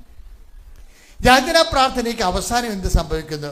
എവല്യൂഷൻ ഓഫ് ദി ഈ സപ്ലിക്കേഷൻ പ്രെയർ അല്ലെങ്കിൽ ആ പ്രെയറിന് ഒരു യാചനാ പ്രാർത്ഥനയുടെ പരിണാമം എന്താണത്? പരിണമിച്ച് എങ്ങോട്ടാണ് പോണത്? യാചനാ. മർക്കോസ് 14:35-36 തിരുവചനങ്ങൾ. മർക്കോസ് 14:35-36 തിരുവചനങ്ങളാ. അവൻ അല്പദൂരം മുന്നോട്ട് ചെന്ന് മുന്നോട്ട് ചെന്ന് നിലത്തു വീണ് സാധ്യമെങ്കിൽ ആ മണിക്കൂർ തന്നെ കടന്നു പോകട്ടെ എന്ന് പ്രാർത്ഥിച്ചു. അവൻ പറഞ്ഞു, ആബാ പിതാവേ, എല്ലാം അങ്ങേക്ക് സാധ്യമാണ്. ഈ പാനപാത്രം എന്നിൽ നിന്ന് മാറ്റിത്തരണമേ. ഒരു യാചനാ പ്രാർത്ഥന അതിൻ്റെ എല്ലാവിധ ഉദ്വിഗ്നതയോടും കൂടി എരിവോടും കൂടി തുടങ്ങുകയാണ്. എന്താണ്? അവൻ പിതാവിനോട് പറയുന്നു, സാധ്യമെങ്കിൽ പിതാവ് അങ്ങേക്ക് എല്ലാം സാധ്യമാണ്, സാധ്യമെങ്കിൽ ഈ മണിക്കൂറിൽ നിന്ന് എന്നെ വിടുവിക്കണമെന്ന് പ്രാർത്ഥിക്കുകയാണ്. ഈ പ്രാർത്ഥന നമ്മൾ എങ്ങോട്ടാണ് പോകുന്നതെന്നറിയാം. ഈ പ്രാർത്ഥനയെക്കുറിച്ചും ഈ പ്രാർത്ഥനയുടെ വിധി എന്താണ് അതിനെക്കുറിച്ച് ഏകദേശ ഐഡിയ കർത്താവിനുണ്ട്. ഈ പ്രാർത്ഥനയ്ക്ക് അവസാനം എന്ത് സംഭവിക്കും എന്നുള്ളതിനെക്കുറിച്ച് കർത്താവിന് പരിശുദ്ധാത്മാവ് ഒരു നോട്ട് കൊടുത്തിട്ടുണ്ട്. Jesus if so even though your praise like this, ഇതിൻ്റെ ഒരു ഫെയ്റ്റ് എവിടെയാണ്, ഈ പ്രാർത്ഥന എങ്ങോട്ടാണ് ഡിസ്റ്റൈൻ ചെയ്ത് പോയിട്ട് ഇതിൻ്റെ ഡെസ്റ്റിനേഷൻ എങ്ങോട്ടാണ് പോണത്, അതിനെക്കുറിച്ച് പരിശുദ്ധാത്മാവ് കർത്താവിനോട് ഒരു ആലോചന കൊടുത്തിട്ടുണ്ട്. അതുകൊണ്ട് എന്ത് ചെയ്തു? സാധ്യമെങ്കിൽ പിതാവേ ഈ മണിക്കൂറിൽ നിന്ന് തന്നെ വിടുവിക്കണേ. പിന്നീട് എന്താ പറയണത്? എങ്കിലും, എന്താണ് പറയണത്? എങ്കിലും എൻ്റെ ഇഷ്ടമല്ല. അത് ഈ പ്രാർത്ഥനയുടെ എല്ലാ പ്രാർത്ഥനയുടെ കൂടെ ചേർത്ത് വെക്കേണ്ട സംഭവമാണത്. എല്ലാ യാചന പ്രാർത്ഥനയുടെ കൂടെ ഇത് ചേർത്ത് വെക്കണം. ഇത് ചേർത്ത് വെക്കാതെ നിങ്ങൾ ഉപ്പിടാതെ കറി വെച്ചിട്ട് കാര്യമുണ്ട്. മനസ്സിൽ ദൂരക്കുള്ള ആൾക്കാർ ഉപ്പെന്ന് പറഞ്ഞ പ്രാർത്ഥനയുടെ ഉപ്പെന്ന് പറഞ്ഞാൽ എന്താണ്? അതാ കർത്താവ് ഉപ്പിടുന്നത് അവസാനം. എന്താ ഇടുന്നത്? അതിന്റെ രുചി എന്ന് പറഞ്ഞാൽ എന്താണ്? എങ്കിലും. ഇനി വായിച്ചത് എന്നാൽ എന്റെ ഹിതമല്ല അങ്ങയുടെ ഹിതം മാത്രം. ഇതാണ് പ്രാർത്ഥനയുടെ ഉപ്പെന്ന് പറയുന്നത്. ഇതിടാതെ നമ്മൾ പ്രാർത്ഥന വെക്കരുത്, കർത്താവിനെ വെക്കരുത്. നിങ്ങൾക്ക് എന്തിനും പ്രാർത്ഥിക്കാം, പക്ഷെ ഉപ്പിട്ടേക്കണം. എന്താണ്? എങ്കിലും എന്റെ ഇഷ്ടമല്ല അങ്ങയുടെ ഇഷ്ടം നിറവേറട്ടെ. കർത്താവിനെ ഉപ്പിട്ട് പ്രാർത്ഥിക്കാനുള്ള കാരണം, ഈ രുചി പകരാനുള്ള കാരണം എല്ലാത്തിൻ്റെയും കൂടെ കർത്താവ് പറഞ്ഞിട്ടുണ്ട്. എന്താ കാരണം എന്ന് വെച്ച് കഴിഞ്ഞാൽ, ഇതിൻ്റെ ഈ പ്രാർത്ഥനയുടെ വിധിയെക്കുറിച്ച് കർത്താവിന് ഏറെക്കുറെ ഒരു ഐഡിയ, പരിശുദ്ധാത്മാവ് ഒരു ആലോചന കൊടുത്തിട്ടുണ്ട്. എന്താണ്? ഈ പ്രാർത്ഥന മിക്കവാറും കേൾക്കാനുള്ള ഈ പാനപാത്രം എടുത്തു പറഞ്ഞതല്ലേ പ്രാർത്ഥിക്കണത്. അപ്പോൾ പരിശുദ്ധാത്മാവ് കർത്താവിൻ്റെ കൂടെ ഉണ്ടല്ലോ. പരിശുദ്ധാത്മാവ് പറയാൻ നിനക്ക് നിൻ്റെ ഈ മനുഷ്യാവസ്ഥയിൽ ഇത് പറയാതിരിക്കാൻ പറ്റത്തില്ല. ഇത് പറയണ എന്താണെന്ന് വെച്ച് കഴിഞ്ഞാൽ, ദൈവത്തിൻ്റെ തിരുമനസ്സിൽ നീ കീഴ്പ്പെടുന്നു എന്നുള്ള ദൈവത്തെ ധരിപ്പിക്കാൻ വേണ്ടിയാണ് നിന്നെക്കൊണ്ട് യാചനാ പ്രാർത്ഥന നടത്തിക്കുന്നത്. പറഞ്ഞ മനസ്സിലായില്ലേ? അത് ഇതിൻ്റെ അത് കുറച്ച് ബുദ്ധി ഉപയോഗിക്കേണ്ടി വരും. എന്ന് വെച്ച് കഴിഞ്ഞാൽ, ആദ്യമേ ഇത് നടക്കാത്തൊരു കാര്യമാണ്. എന്നിട്ട് പിന്നെ നടക്കാത്ത കാര്യം എന്തിനാ പ്രാർത്ഥിക്കാൻ പോണത്? നടക്കാത്ത കാര്യം പ്രാർത്ഥിക്കാൻ കാരണം ദൈവത്തിൻ്റെ കാര്യമാണ്. ഇതിനെതിരെ ഉത്തരവാദിത്തം നടക്കണമെന്നുണ്ടെങ്കിൽ അതിനോട് എനിക്ക് ഒരു ആത്മൈക്യം ഉണ്ടെന്ന് പറയാൻ വേണ്ടിയാണ്. അങ്ങയുടെ നാമം പൂജിതമാകണമേ, അങ്ങയുടെ രാജ്യം വരണമേ. ആ കണ്ടന്റ് വയസ്സിൻ്റെ ചേർക്കുകയാണ് സംഭവം. ആ യാചന പ്രാർത്ഥന നടക്കത്തില്ല എന്നുള്ള കർത്താവിന് വൃത്തിയായിട്ട് അറിയാം. എന്താണ് ചോദിക്കാൻ പാലാത്തൊരു കാര്യം എന്താണ് ചോദിച്ചിരിക്കുന്നത്? കർത്താവ് എന്താ ചോദിച്ചിരിക്കണത്? 14:32 എന്താ പറയണത്? എന്താ ചോദിച്ചത്? കർത്താവ് എന്താ ചോദിച്ചത്? ശ്രദ്ധിക്കണേ മക്കളെ, വളരെ സീരിയസ് ആയിട്ടൊരു പഠനം പോവുകയാണ്. അവൻ അല്പദൂരം മുന്നോട്ട് ചെന്ന് അവന്റെ അല്പദൂരം മുന്നോട്ട് ചെന്ന് നിലത്തു വീണ് സാധ്യമെങ്കിൽ ആ മണിക്കൂർ തന്നെ കടന്നു പോകട്ടെ എന്ന് പ്രാർത്ഥിച്ചു. അപ്പൊ ഈ മണിക്കൂർ തന്നെ കടന്നു പോകട്ടെ എന്ന് പ്രാർത്ഥിച്ചു അല്ലേ? ഈ പ്രാർത്ഥന പ്രാർത്ഥിക്കുമ്പോൾ തന്നെ അറിയാം ഈ പ്രാർത്ഥന നടക്കത്തില്ലെന്ന്. രണ്ട് കാര്യം കൊണ്ട് അറിയാം. എന്തൊക്കെയാണ് അറിയണത്? ഈ പ്രാർത്ഥന നടക്കത്തില്ലെന്ന്. എന്നിട്ട് ഈശോ പ്രാർത്ഥിക്കുകയാണ്. നടക്കാത്ത ഒരു കാര്യമാണ്, എങ്കിലും അത് പ്രാർത്ഥനയാക്കി വെച്ചേക്കാണ്. ഇതിൻ്റെ അകത്ത് വരുന്ന രണ്ട് കണ്ടന്റ് ഉണ്ട്. എന്താണെന്ന് വെച്ചാൽ, ഒന്ന് നടക്കത്തില്ലെന്ന് അറിഞ്ഞിട്ട് വീണ്ടും പ്രാർത്ഥിക്കുകയാണ്. എന്താ പിന്നെ എന്തിനാണ് വീണ്ടും പ്രാർത്ഥിക്കണത്? നടക്കത്തില്ലെന്ന് അറിയണത് എന്തുകൊണ്ടാണ്? പരിശുദ്ധാത്മാവ് കൂടെ ഉള്ളത് കൊണ്ട് പരിശുദ്ധം അറിയിക്കുകയാണ്. പിന്നെ എന്താണ്?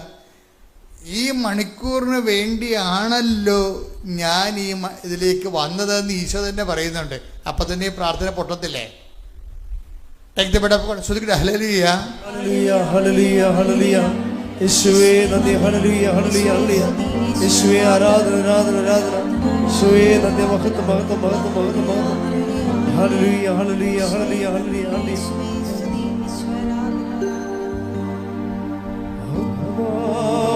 ദൈവമേ വരണമേ,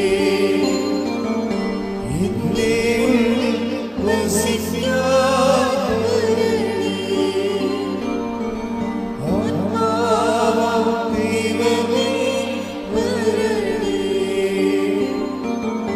എന്നെ വസിക്കാൻ വരണമേ. യോഹന്നാൻ 12:27. യോഹന്നാൻ 12:27.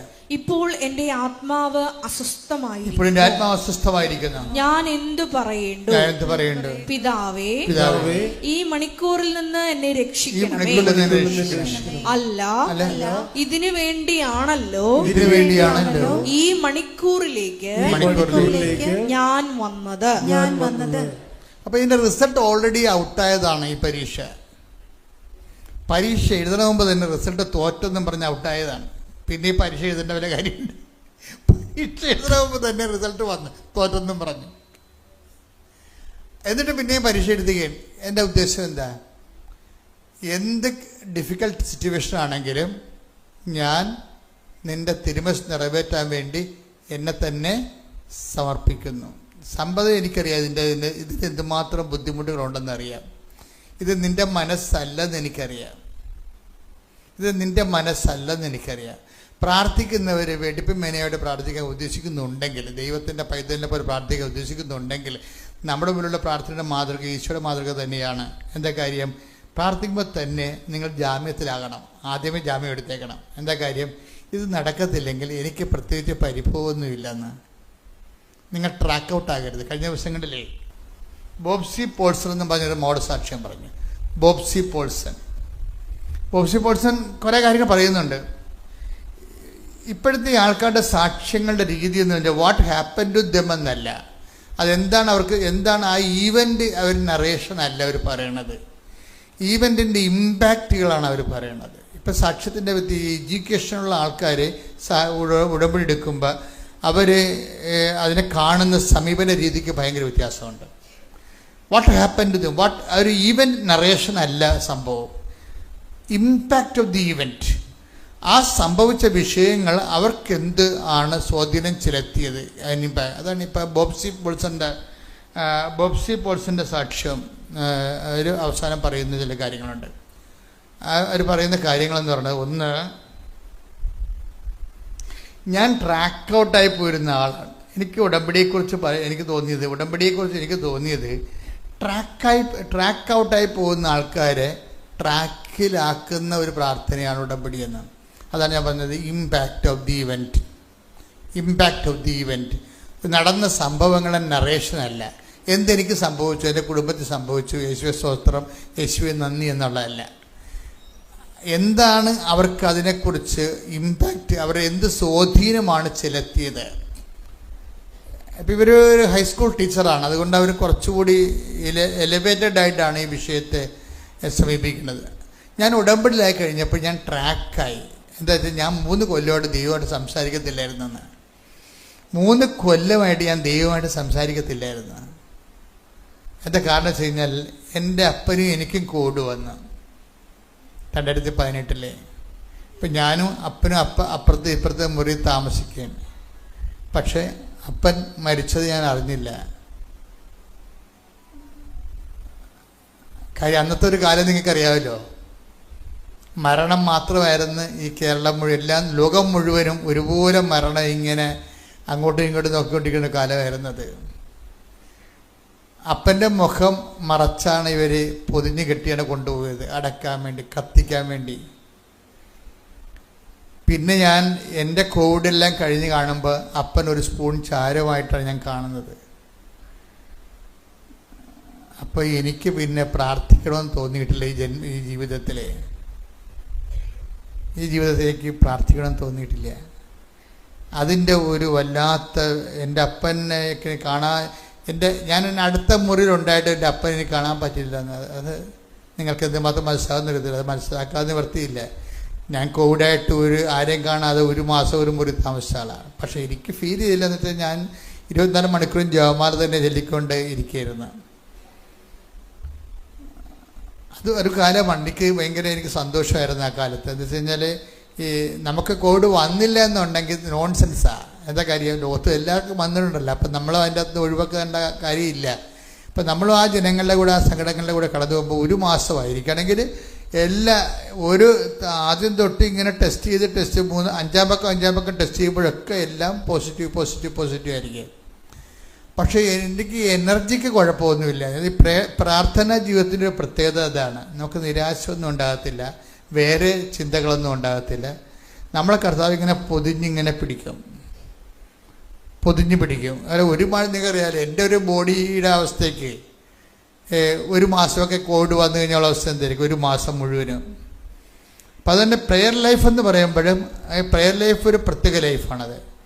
ദൈവമായിട്ട് നമ്മുടെ ഈ അനുദിന ജീവിത വിഷയങ്ങളും ദൈവവുമായിട്ട് മാത്രം അതിൻ്റെ പേരിൽ ദൈവത്തിൻ്റെ അടുത്ത് വരികയും പ്രാർത്ഥിക്കുകയും ചെയ്യുന്ന അങ്ങനെ ആധ്യാത്മിക അത് കൊണ്ടുപോകാൻ പറ്റത്തില്ല. കുറേ കാലത്തേക്ക് കൊണ്ടുപോകാൻ പറ്റത്തില്ല. കുറച്ച് കാലത്തൊക്കെ ഓക്കെയാണ്, അത് കഴിയുമ്പോൾ കൊണ്ടുപോകാൻ പറ്റത്തില്ല. അങ്ങനെ കൊണ്ടുപോയ ഒരാളായിരുന്നു ഈ ബോബ്സി പൾസ എന്ന് പറയുന്ന ആൾ.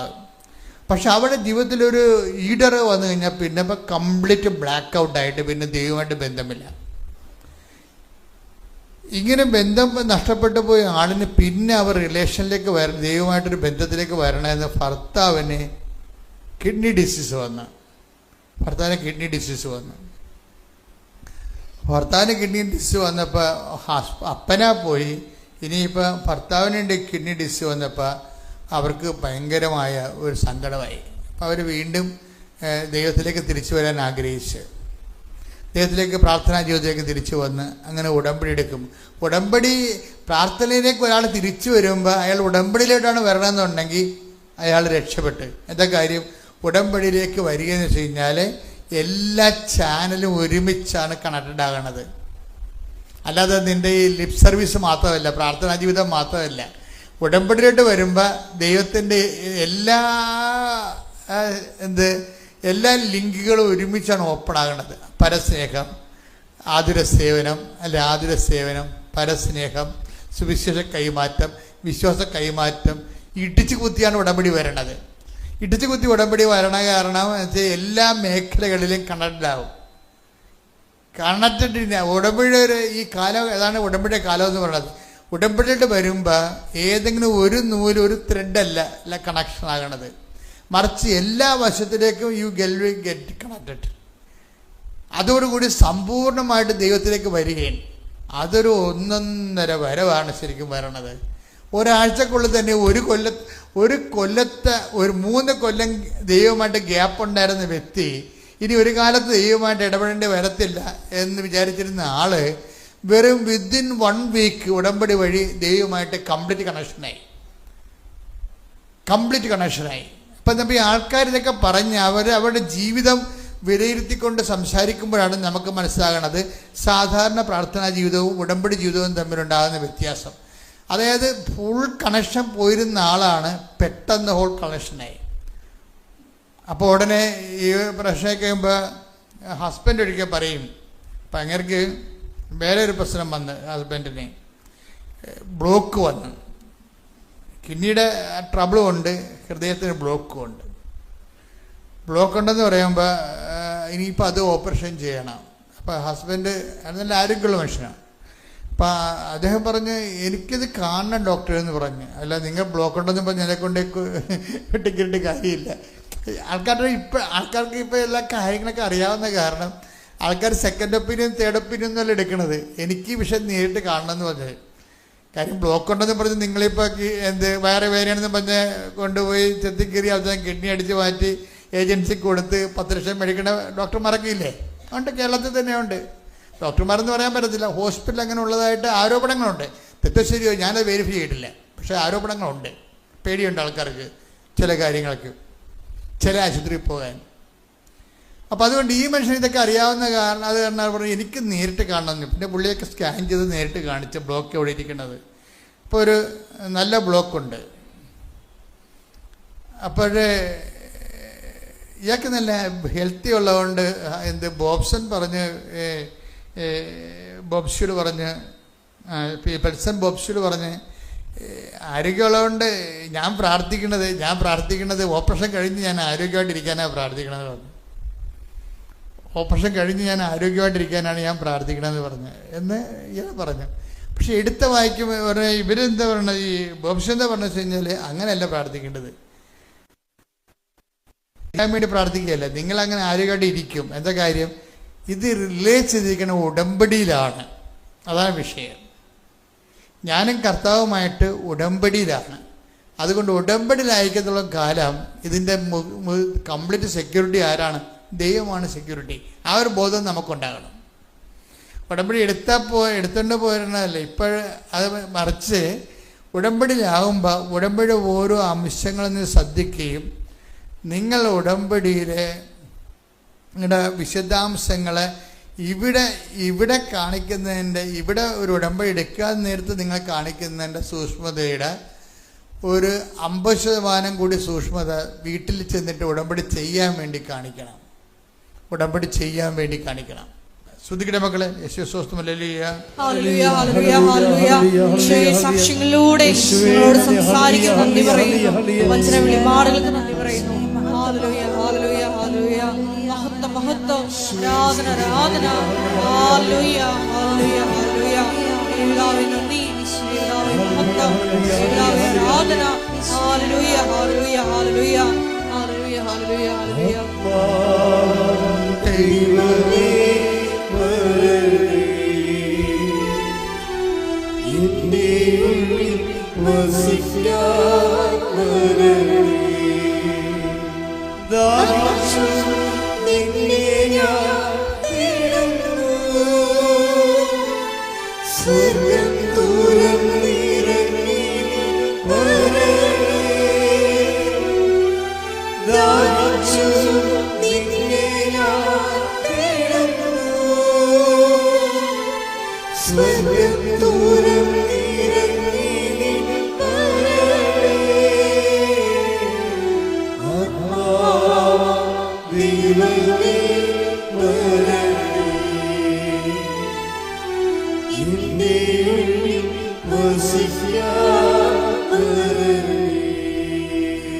പരിശുദ്ധ പരമദിവ്യകാരുണ്യത്തിന് നേരവും ആരാധനയും സ്തുതിയും പുകഴ്ചയും ഉണ്ടായിരിക്കട്ടെ.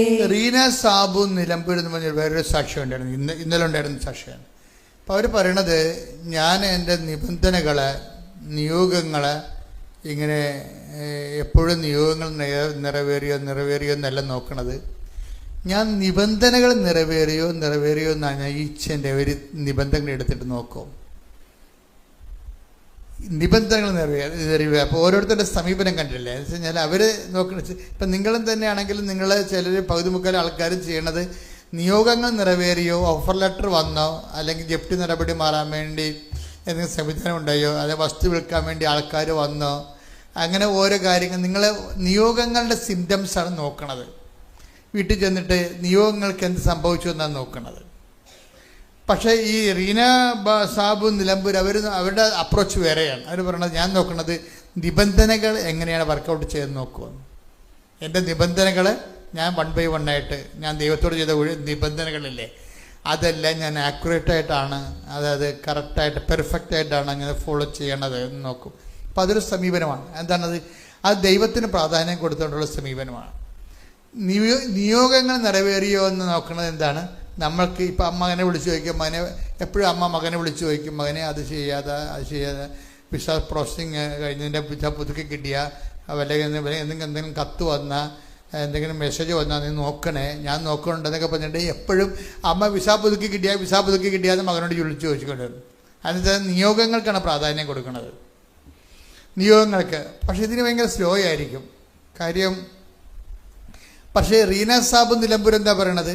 ഞാൻ നിബന്ധനകളെ ടിക്കറ്റ് നോക്കും. ഞാനെപ്പോഴും നിബന്ധനകൾ വെച്ചാൽ ഞാൻ ദൈവത്തോട് ചെയ്ത നിബന്ധനകൾ ഞാൻ പാലിക്കുന്നുണ്ടോ എന്ന് നോക്കുമെന്ന്. അത് കുറച്ചുകൂടി സെക്യൂർ ആയിട്ടുള്ള വഴിയാണ്. എന്താ കാര്യം? അവിടെ പ്രാധാന്യം ദൈവത്തിനാണ്. ഒരു പ്രോജക്റ്റ് പ്രൈസ് ചെയ്യുമ്പോൾ എപ്പോഴും നമ്മുടെ മുൻഗണന എപ്പോഴും ദൈവത്തിനായിരിക്കണം. ഈശോയുടെ പ്രാർത്ഥന കണ്ടില്ലേ? നമ്മൾ നേരത്തെ കണ്ട എന്താണ്? പിതാവ് സാധ്യമെങ്കിൽ ഈ പാനപാത്രം എന്നെ കടന്നു പോകട്ടെ, എങ്കിലും എൻ്റെ ഇഷ്ടമല്ല അങ്ങയുടെ ഇഷ്ടം. പക്ഷേ എന്താ പ്രശ്നം? ഞാൻ നിങ്ങളോട് ഇന്ന് പറഞ്ഞത്, ഈ യാചനാ പ്രാർത്ഥനയുടെ ഫെയ്റ്റ് അല്ലെങ്കിൽ അതിൻ്റെ ഡെസ്റ്റിനേഷൻ എങ്ങോട്ടാണ് അത് പോകുന്നത്, ലാൻഡ് ചെയ്യേണ്ടത്? പല യാചനാ പ്രാർത്ഥനകളും ലാൻഡ് ചെയ്യേണ്ടത് സമർപ്പണ പ്രാർത്ഥനയിലാണ്. അതുകൊണ്ട് യാചനാ പ്രാർത്ഥന നിങ്ങൾ നടത്തുമ്പോൾ തന്നെ സമർപ്പണ പ്രാർത്ഥന കണ്ടന്റ് അതിൻ്റെ സിസ്റ്റത്തിൻ്റെ ഭാഗമായി ബിൽറ്റ് ഇൻ ടു ദി സിസ്റ്റമായിരിക്കണം. കർത്താവിൻ്റെ യാചനാ പ്രാർത്ഥനയുടെ പ്രശ്നം എന്താണെന്ന് വെച്ചാൽ, ആ യാചനാ പ്രാർത്ഥനയുടെ അകത്ത് തന്നെ സമർപ്പണ പ്രാർത്ഥന ബിൽറ്റ് ഇൻ ടു ദി സിസ്റ്റമാണ്. ഞാൻ പറഞ്ഞതൊക്കെ മനസ്സിലായി. ആ സിസ്റ്റത്തിനകത്ത് തന്നെ ഒരു ഘടനയായിട്ടാണ് വിടണത്. അല്ലാതെ യാചനാ പ്രാർത്ഥന വേറെ, സമർപ്പണ പ്രാർത്ഥന വേറെ ആയിട്ടല്ല. എല്ലാ യാചനാ പ്രാർത്ഥനകളിലും ഈ സമർപ്പണ പ്രാർത്ഥനയുടെ കണ്ടന്റ് ഉണ്ടാകണം. ഇപ്പം നിങ്ങൾ ജർമ്മൻ വിസയ്ക്ക് വേണ്ടി പ്രാർത്ഥിക്കുന്നു, അപ്പോൾ അത് എങ്കിലും അപ്പോൾ നിങ്ങൾ ഉടനെ അതിൻ്റെ അകത്ത് കണ്ടന്റ് വെക്കണം. എന്താ കാര്യം? എങ്കിലും എൻ്റെ ഇഷ്ടമല്ല അങ്ങയുടെ ഇഷ്ടം. അതാണ് സംഭവം. ഈശോയുടെ പ്രാർത്ഥന പരിശുദ്ധാത്മാവിൽ നിറഞ്ഞ പ്രാർത്ഥനയായത് കാരണം സത്യസന്ധമായ ദൈവപൈതലാണെങ്കിൽ യാചനാ പ്രാർത്ഥനകത്ത് ബിൽറ്റിൻ്റെ സിസ്റ്റമാക്കും. എന്താണ്? ആ സിസ്റ്റത്തിനകത്തുള്ള ഒരു അവിഭാജ്യ ഘടകമായിട്ട് തന്നെ എന്ത് വരും? സമർപ്പണ പ്രാർത്ഥന വരും. പറഞ്ഞ മനസ്സിലായില്ലേ?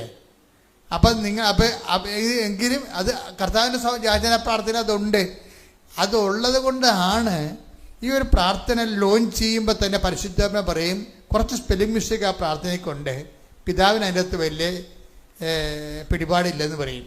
പിതാവിന് പിടിപാടില്ലാത്ത ഒരു സംഭവം. പിതാവിൻ്റെ ഒരു മെയിൻ പരിപാടി എന്താ? ബൈബിളിൽ എൻ്റെ ആകർഷണമാണ്, അല്ലേ?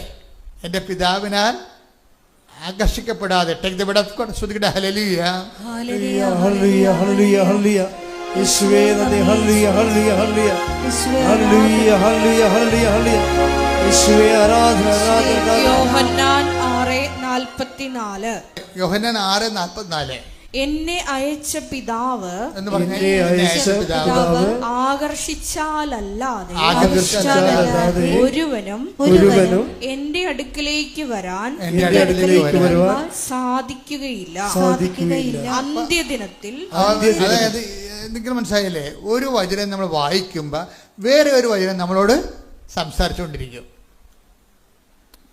ഇപ്പൊ ഒരു വചനം നമ്മൾ വായിക്കും, ഞാൻ ആദ്യം എന്താ പറഞ്ഞത്? ഒരു വചനം നമ്മൾ വായിക്കുമ്പോൾ വേറെ വചനം നമ്മളോട് സംസാരിച്ചുകൊണ്ടിരിക്കുക. അതിൻ്റെ എക്കോ വേർഡാണ്.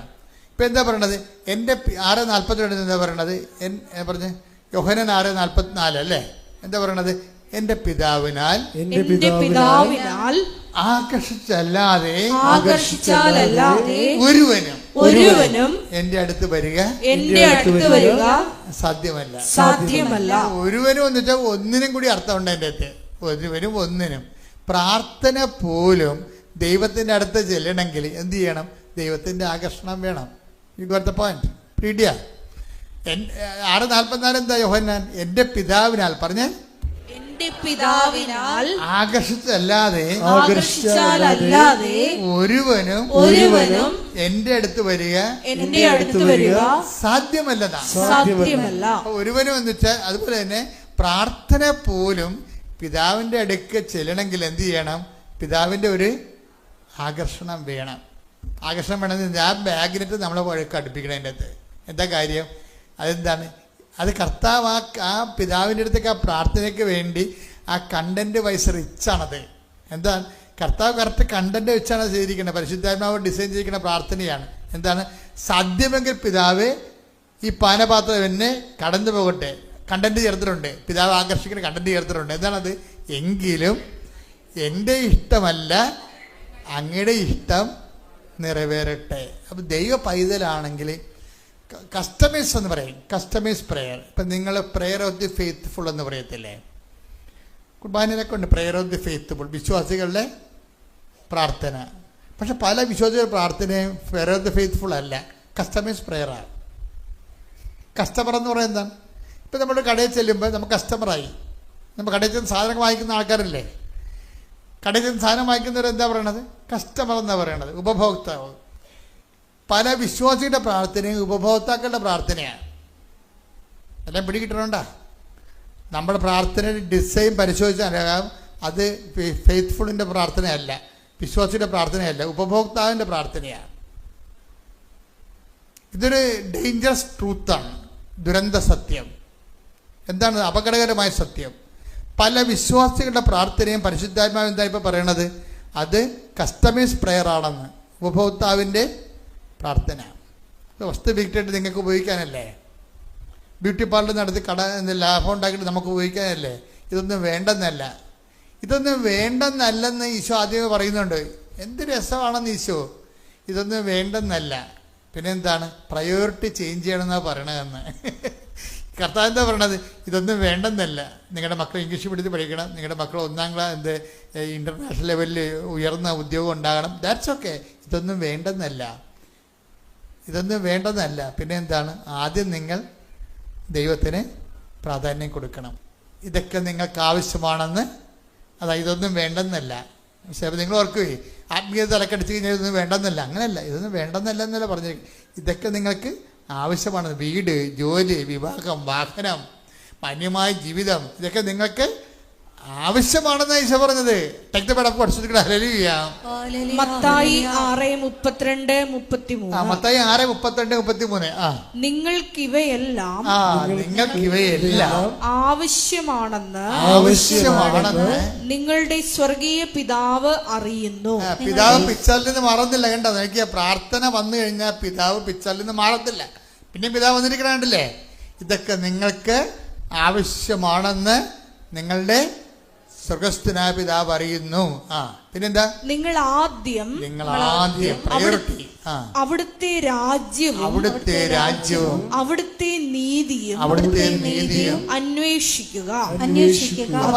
ആദ്യം എന്ന് പറയുമ്പോൾ തന്നെ ഈ വിഷയം എന്താ പ്രശ്നം വെച്ചാല്, ഇപ്പൊ ഈ പ്രാർത്ഥനയ്ക്ക് ഒരു ചേഞ്ച് വന്നിട്ടുണ്ട് ഇവിടെ. എന്താ പറഞ്ഞ? ഈശോ എന്താ പറഞ്ഞത്? പിതാവേ,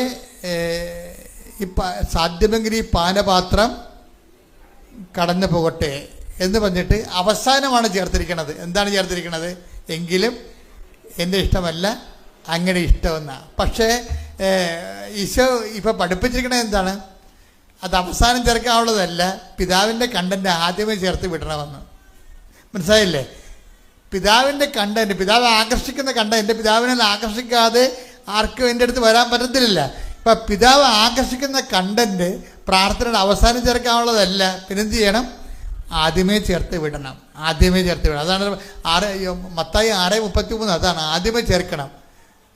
ആദ്യം എനിക്ക് വേണ്ടത് അതാണ് കുറച്ചുകൂടി വെൽത്തി എന്ന് തോന്നണം. ഇപ്പം കഴിഞ്ഞ ദിവസം ഒരു മോളെന്നോട് അച്ഛാ ഒരു പയ്യനുമായിട്ട് കണക്റ്റഡാണ് എന്ന് പറഞ്ഞ്.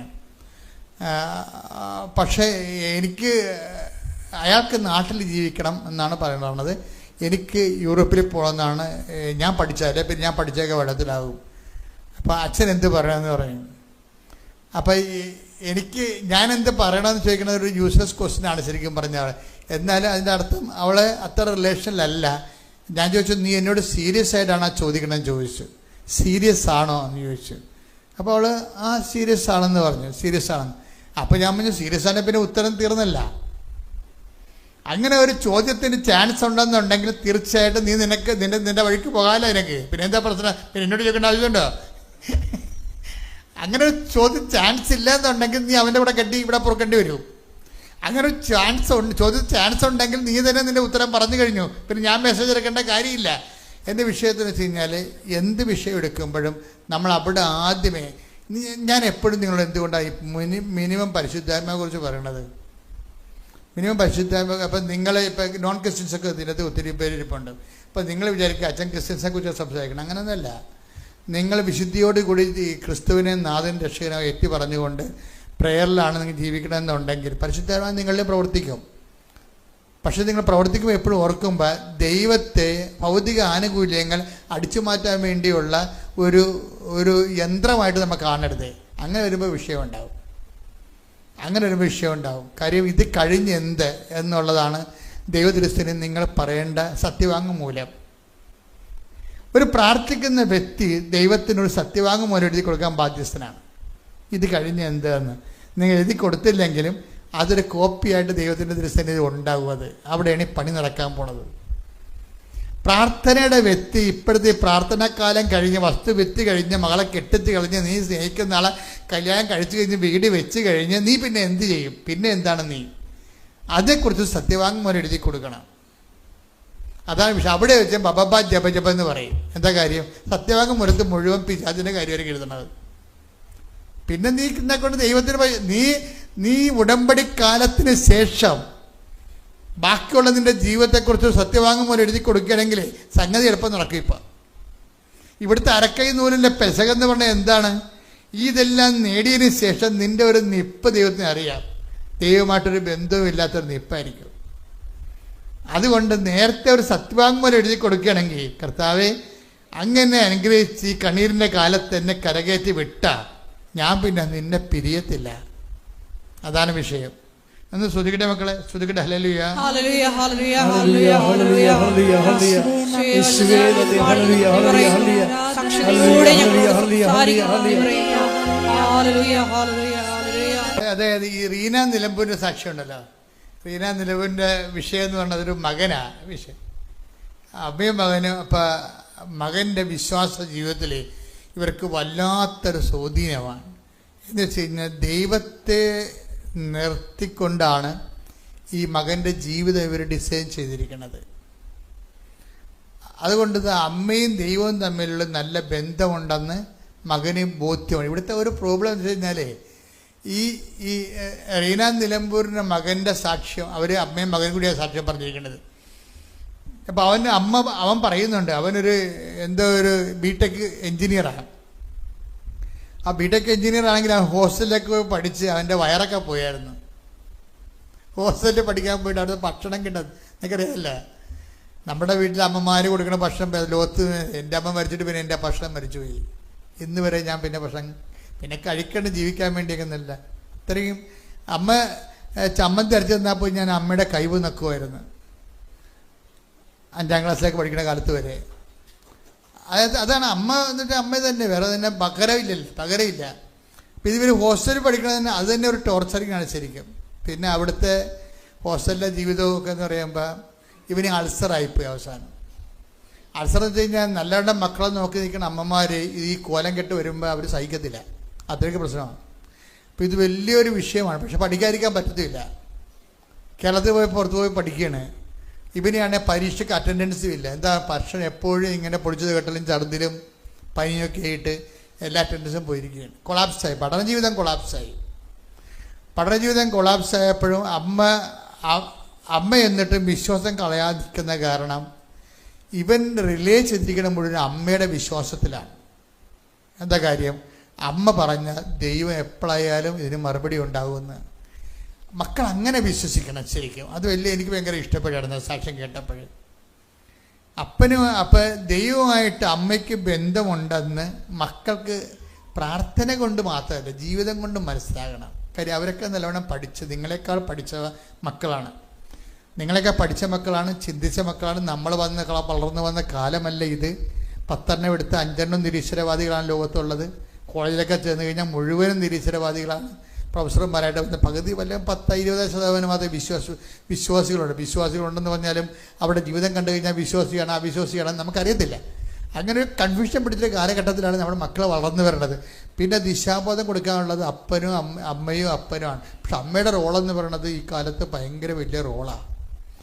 അതുകൊണ്ട് തന്നെ അമ്മയെ നിങ്ങളുടെ പുരുഷന്മാരോട് ഞാൻ പറയുന്നതാണ്, നിങ്ങളുടെ മക്കളെ പോറ്റാനുള്ള സ്ത്രീയെ നിങ്ങൾ സൃഷ്ടിക്കുമ്പോൾ സെലക്ട് ചെയ്യുമ്പോൾ 10 വട്ടം നിങ്ങൾ ചിന്തിക്കണം. നിങ്ങൾ ജനിപ്പിക്കുന്ന നിങ്ങളുടെ കുടുംബത്തിൽ ജീവിക്കാനുള്ള നിങ്ങൾ ജനിപ്പിക്കുന്ന കുഞ്ഞുങ്ങളെ കുറിച്ച് ഓർക്കുമ്പോൾ നിങ്ങൾ സെലക്ട് ചെയ്യേണ്ട സ്ത്രീകളെക്കുറിച്ച് നിങ്ങൾക്കൊരു നല്ല പ്രാർത്ഥന ഉണ്ടാകണം. റീന നിലമ്പൂർ പറയുന്ന ഒരു സത്യമുണ്ട്.